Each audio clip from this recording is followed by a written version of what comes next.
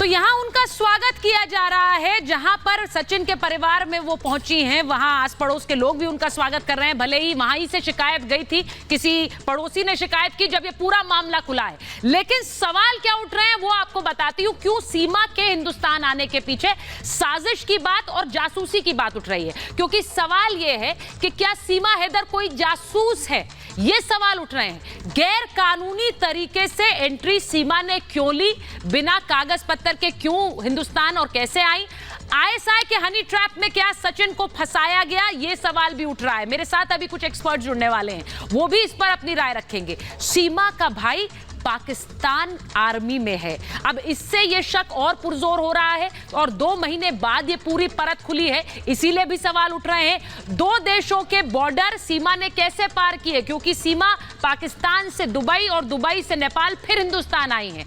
अपना देश छोड़ने की हिम्मत कितनों में होती है, वो हिम्मत सीमा में कैसे आई, वो भी पाकिस्तान से हिंदुस्तान आने की हिम्मत कितने कर पाते हैं गैर कानूनी तरीके से।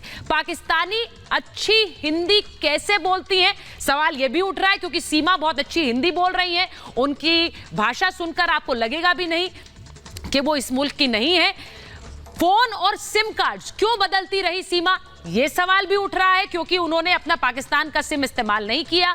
फोन भी कई थे वो भी बदले, हालांकि वो ये मान भी रही हैं। उनसे बात करूंगी, अभी जुड़ने वाली हैं हमारे साथ। ये सवाल बार बार उठ रहे हैं, लेकिन एक बार आपको ये बताती हूं कि वो कैसे हिंदुस्तान आई हैं, हिंदुस्तान कैसे आई। और ये कहा जा रहा है कि पबजी का एक गेम खेलते खेलते सचिन और सीमा में दोस्ती हुई, प्यार हुआ और फिर उन्होंने सचिन से शादी करने के बारे में सोचा। कराची से वो शारजा गई, क्योंकि शारजा नेपाल बॉर्डर से पास पड़ता है। शारजा से मार्च में वो काठमांडू आ गई। मार्च में काठमांडू आने के बाद सचिन भी यहां से हिंदुस्तान से काठमांडू गए और सचिन सीमा 7 दिन तक एक ही होटल में रुके और फिर वहीं पर उन्होंने शादी भी की है। अब सीमा पाकिस्तान वापस गई, सचिन वापस यूपी लौट आए, यानी शादी करने के बाद वापस अपने अपने घर आ गए। उसके बाद सीमा 2 महीने बाद ट्रैवल एजेंट से मिली, उनके 4 बच्चे हैं, उन बच्चों के भी टिकट कराए। 6 लाख रुपए में भारत आने की टिकट ली है, ट्रैवल एजेंट से बात करके कि कैसे भारत पहुंचना है।